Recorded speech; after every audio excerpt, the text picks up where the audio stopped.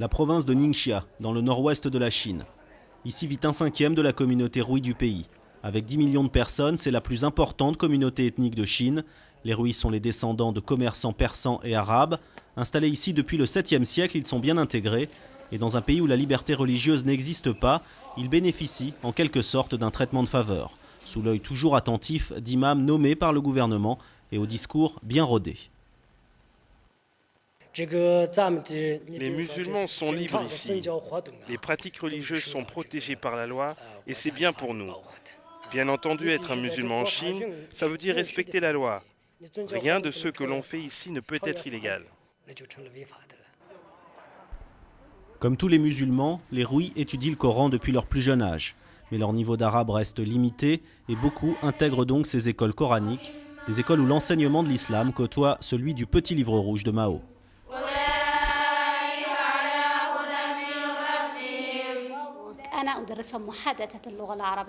J'enseigne l'arabe à mes élèves.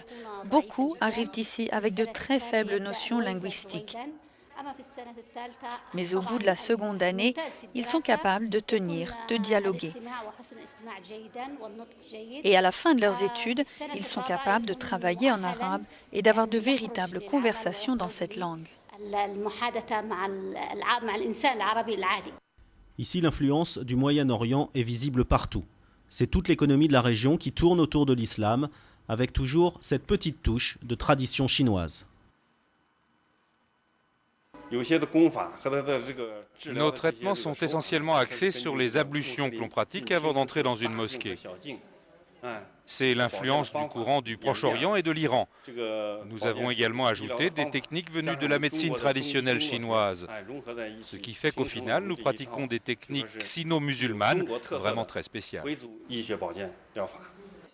1300 ans d'histoire et de tradition, et en dépit de la présence pesante de la majorité Han de Chine, les Rouïs perpétuent fièrement leurs coutumes et leurs traditions, comme le faisaient avant eux leurs ancêtres du Moyen-Orient.